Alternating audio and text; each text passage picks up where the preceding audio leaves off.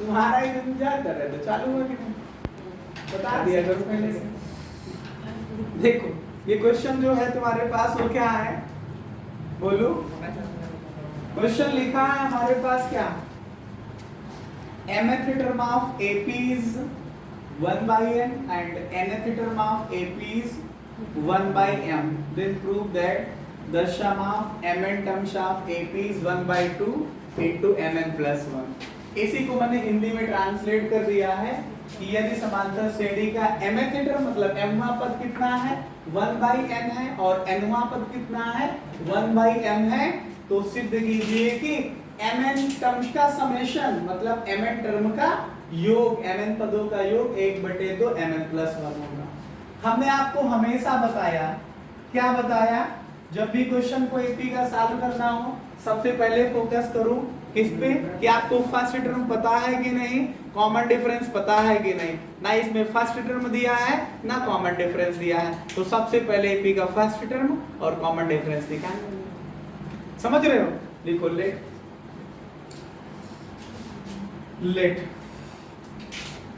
First term of AP, first term, समझ रहे हो?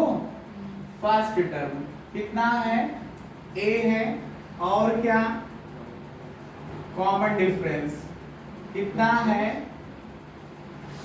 कॉमन डिफरेंस कितना है, डी है। अब according to question, according to question क्या है, क्वेश्चन क्या है, क्वेश्चन कह रहे हैं कि mth टर्म, कौन सा टर्म, mth टर्म, समझ पा रहे हो कितना है mth टर्म, 1/n है।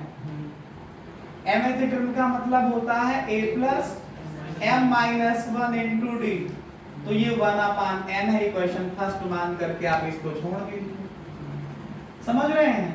एंड फिर से अकॉर्डिंग टू सेकंड कंडीशन, फिर से प्रश्नानुसार लगाइए अपनी बात को। क्या लिखा है सेकंड कंडीशन में, बोलिए कि nth टर्म जो है वो 1/m है। तो nth टर्म का मतलब क्या हुआ, nth टर्म की वैल्यू जो है वो क्या हुई जा करके बताओ, वो कितना है, 1/m है। तो nth टर्म का मतलब हुआ a plus n minus 1 into d, ये 1/m है। इसमें कोई सा समस्या सवाल हो तो बताइए इतने में, बोलिए कोई दिक्कत, यहां तक में कोई समस्या? अब देखिए ये जो आपके पास दो इक्वेशंस आ गई हैं, इन दोनों इक्वेशन को सॉल्व करके हम लोग क्या करेंगे, a और d कैलकुलेट कर लेंगे, a और d कैलकुलेट कर लेंगे। तो देखिए by equation first and second, समीकरण 1 व 2 से अगर हिंदी लिखना है तो ब्रैकेट के अंदर वाला लिखिएगा। मैंने ब्रैकेट में हिंदी शब्दों का यूज किया है, इंग्लिश को ऐसे फ्री छोड़ दिया।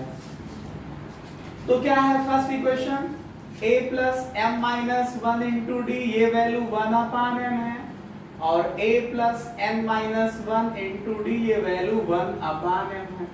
दोनों को सब्ट्रैक्ट कर लीजिए तो a से a कट जाएगा ना, सब्ट्रैक्ट करिए साइन चेंज हो जाएंगे इनके, a से a कैंसिल होगा, बच क्या रहा है प्लस का m minus 1 into d, और ये माइनस में पढ़ा जाएगा n minus 1 into d, right hand side में 1/n minus 1/m बचेगा।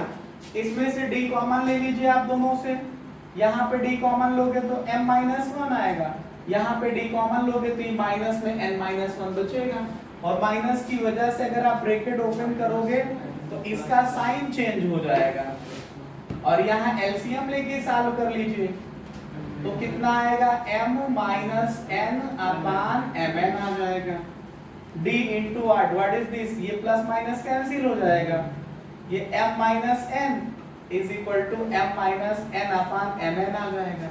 जब यहाँ से आप लोग d निकालोगे, बोलो m minus n/mn जो है वो तो रहेगा, ये डिवीजन में चला आएगा, ये पूरा कैंसिल हो जाएगा, तो d की वैल्यू 1/mn आएगी या नहीं। इस d की वैल्यू को जो है आप रख करके a निकाल लीजिए, d की इस वैल्यू को रख करके आप a निकाल लीजिए, ठीक है। अब बाई इक्वेशन फर्स्ट, पहली इक्वेशन में हम इसे रखने जा रहे हैं। पहली इक्वेशन है a plus m minus 1 into D की वैल्यू 1/n। कोई दिक्कत यहाँ तक? a plus m minus 1 into D का मतलब 1/mn is equal to 1/n। इसको मल्टीप्लाई करिए, 1 से इसमें मल्टीप्लाई करोगे तो m/mn आ जाएगा, इससे इसमें मल्टीप्लाई करिए तो -1/mn आ जाएगा बराबर 1/n। इसमें देखिए mn कैंसिल हो जाएगा, तो क्या बचेगा? a plus 1/n minus 1/mn बराबर 1/n। तो जब यहाँ से a निकालोगे तो 1/n ये है, ये दोनों लोग ट्रांसफर हो जाएंगे, तो माइनस वाला प्लस में चला जाएगा और ये प्लस का है तो माइनस में हो जाएगा। ये दोनों इक्वल वैल्यू है, अपोजिट साइन में कैंसिल हो जाएंगे, तो a की वैल्यू क्या बचेगी? 1/mn बच जाएगी। जब आपको a और d पता चल गया है तो आप चाहे p का कुछ भी निकाल लीजिए। क्या निकालना है? बोलो। सम ऑफ mn टर्म्स, समझ रहे हो? बोलो। mn टर्म का क्या निकालना है? समेशन। तो फार्मूला याद आ रहा होगा आप लोगों को, सम ऑफ n टर्म का। फर्स्ट n टर्म की बात होती है, शुरुआत से माने जाते हैं। क्या होता है? n/2 2a plus n minus 1 into D, n/2 into bracket में क्या 2a plus n minus 1 into D. तो यहाँ जहां जहां n था वहां क्या आपके पास आ गया है? mn आ गया है बस फार्मूले में। तो ध्यान से देखिएगा, इसको हम लिखने जा रहे हैं, आएगा mn/2, बोलो mn/2 into 2a plus mn minus 1 into D.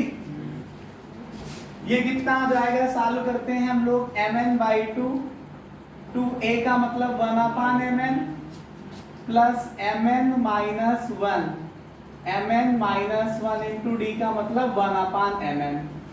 तो ये आ जाएगा हमारे पास mn/2। इसके देखो दोनों के डिनोमिनेटर में mn आ जाएगा, इसमें भी mn डिनोमिनेटर में होगा, इसमें भी होगा। तो यहाँ पहले वाले में क्या बचेगा? 2, इसमें क्या बचेगा?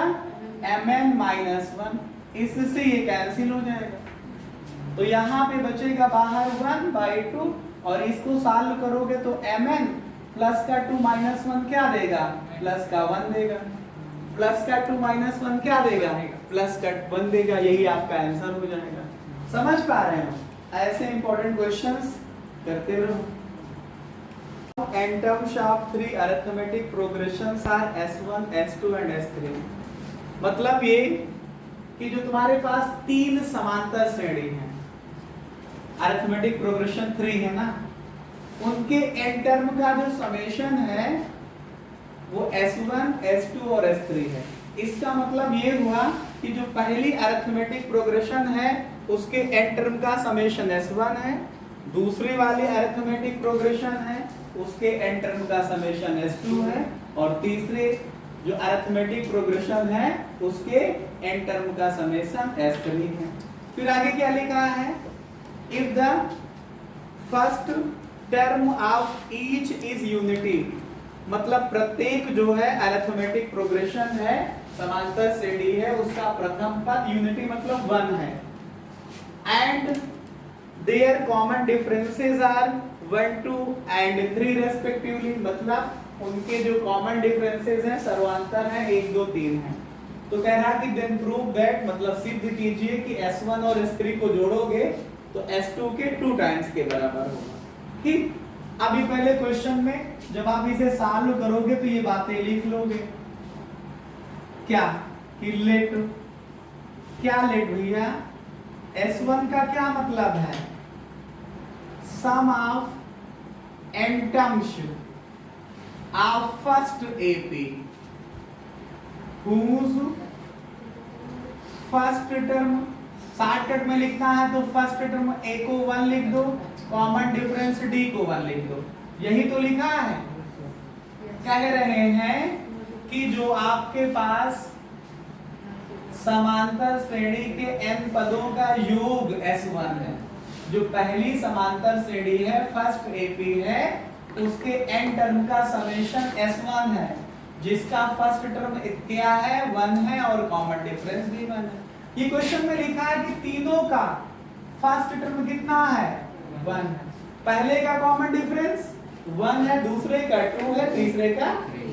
चलो इसमें अब S1 कितने टर्म का समेशन है, कितने पदों का योग है, n का ना, तो n टर्म के समेशन वाला फार्मूला लगाओ, तो n/2 2a plus n-1 into d आएगा। n/2 2a का मतलब 1 है, प्लस n-1 इंटू d का मतलब 1 है, आएगा n/2। ये 2 1 जा 2 आएगा, 1 से इसमें मल्टीप्लाई करो तो n-1, तो क्या आ जाएगा, n/2 इंटू n+1। इतना समझने में किसी को कोई समस्या हो तो बताओ, अगर इतना ना समझ में आया हो तो मुझे बताओ। फिर उसके बाद में क्या लिखा है, S2। S2 का मतलब है दूसरी वाली जो AP है, दूसरी जो समांतर श्रेणी है, उसके n टर्म का समेशन है, ठीक है। S2 का मतलब क्या है, sum of n term. Sum of कितने टर्म बताओ, n terms of second AP, जो दूसरी वाली AP है, दूसरी समांतर श्रेणी के n पदों का योग अगर हिंदी में लिखना हो तो लिख लीजिएगा, जिसका फर्स्ट टर्म a का मतलब कितना है, 1 है, और कॉमन डिफरेंस कितना है, 2 है। तो S2 का फार्मूला लगाओ, n टर्म के समेशन वाला, n/2 2a plus n-1 into d। यहाँ पे वैल्यू पुट कर दो, तो n/2 2a की value 1 plus n-1 into d की वैल्यू 2। सॉल्व करोगे तो n/2 मल्टीप्लाई करो ये 2, इसको 2 से मल्टीप्लाई करो तो 2n-2। बोलो n/2 इंटू 2n बचेगा, इससे ये कैंसिल हो जाएगा, ये S2 आ गया। नाउ चाहो तो आप इसको भी कैंसिल करके n² लिख सकते हैं, n इंटू n स्क्वायर हो जाएगा। अब S3 के बारे में बात करें तो S3 क्या है, सम ऑफ n टर्म्स, किसका, जो थर्ड AP है, तीसरा जो समांतर श्रेणी है, उसके n पदों का योग अगर हिंदी लिखना हो तो लिखिए। इसका पहला टर्म क्या है, 1 है, और कॉमन डिफरेंस कितना है, 3 है। तो समेशन कितने टर्म का है, n टर्म का है, तो S3 की वैल्यू लिखेंगे n/2 into 2a plus n-1 into d। समझ रहे हैं, बोलो। ये n/2 है, थोड़ा से 2 और अच्छा बना लीजिए। अर्पित, यहाँ can I write S3 is equal to n/2 into 2a की value 1 plus n-1 into d की वैल्यू 3। कितना आ जाएगा ये, n/2 इंटू 2 प्लस 3 से मल्टीप्लाई करो, 3n माइनस का 3, तो आएगा n/2 ब्रैकेट में 3n प्लस 3n माइनस का 1। बोलो 2 माइनस 3 माइनस 1 हो जाएगा। अब जो हमको प्रूफ करना है उस पे फोकस करिए। अब हमको S1 प्लस S3 निकालना है, और किसके इक्वल प्रूफ करना है, 2S2 के इक्वल प्रूफ करना है। किसके इक्वल प्रूफ करना है, तो S1 कितना है हमारे पास, n/2 इंटू 2n-1 की प्लस 1। बोलो n/2 इंटू n+1 है, n/2 into n+1 plus S3 कितना है, n/2 इंटू 3n-1। समझ रहे हैं। अब आप देखिए दोनों में से तो n/2 कॉमन ले सकते हो, तो यहाँ पे क्या बचेगा, n+1, दूसरे में बचेगा 3n-1, तो n/2, ये n और 3n ऐड करिए तो 4n, और +1 -1 कैंसिल हो जाएगा। इसको 2 से कैंसिल करिए भाई, तो 2 और n इंटू n स्क्वायर आएगा, तो 2n² आया ना, n² को S2 लिख सकते हो क्या, S2 की वैल्यू देखो अभी अभी निकाली गई n²। यहाँ पे देखिए ये S2 निकाला ना हम लोगों ने, कितना आया था ये n²। तो 2n² का मतलब 2s2। तो यहां से क्या प्रूफ हो गया कि s1 प्लस s2 की वैल्यू, s1 प्लस s3 की वैल्यू क्या प्रूफ कर दी हम लोगों ने, 2s2। ठीक है, तो इसको लिख सकते हैं आप सही से।